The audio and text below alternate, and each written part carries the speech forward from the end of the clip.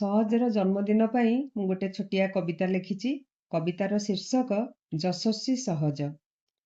ହସର ପସରା ମେଲାଇ ଆସିଲୁ ଆମ ଟିକି ଦୁନିଆକୁ, ହସର ପସରା ମେଲାଇ ଆସିଲୁ ଆମ ଟିକି ଦୁନିଆକୁ, ମମିର ଶଙ୍ଖାଳି ପାପାର ରତନ ଖୁସି ବାଣ୍ଟିଲୁ ସଭିଙ୍କୁ।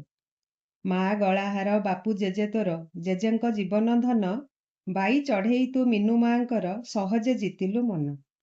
ଅଜାଙ୍କ ସ୍ନେହ ଆଈ ଗଣ୍ଠି ଧନ, ଚିକୁ ଆମ ମହାରାଜା, ମଉସା ମାଉସୀ ବିଟୁ ଭାଇ ସଙ୍ଗେ କେତେ ଯେ କରୁଛି ମଜା।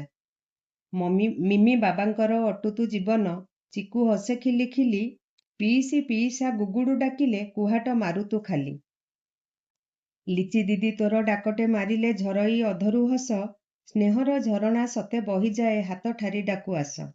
ମାମୁଁ ଜେଜେ ଗେହ୍ଲା ମାଇଁ ମା ଶରଧା ହେଲୁ ଅତି ଆପଣାର, ଚାଚୁର ହିରୋ ତୁ ଚାଚିର ତୁ ପ୍ୟାରା ହେଲୁ ତୁ ଗଳାର ହାର।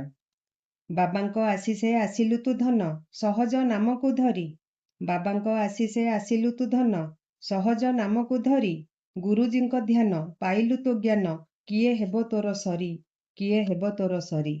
ଆଜି ଚିକୁଧନ ତୋ ଜନ୍ମଦିନ, ଶୁଭ ମନାସୁଛି ତୋର, ଆଜି ଚିକୁଧନ ତୋ ଜନ୍ମଦିନ, ଶୁଭ ମନାସୁଛି ତୋର। ଯଶସ୍ୱୀ ହୁଅ ତୁ ସାରା ଜଗତରେ, ଏତିକି ଆଶିଷ ମୋର, ଏତିକି ଆଶିଷ ମୋର।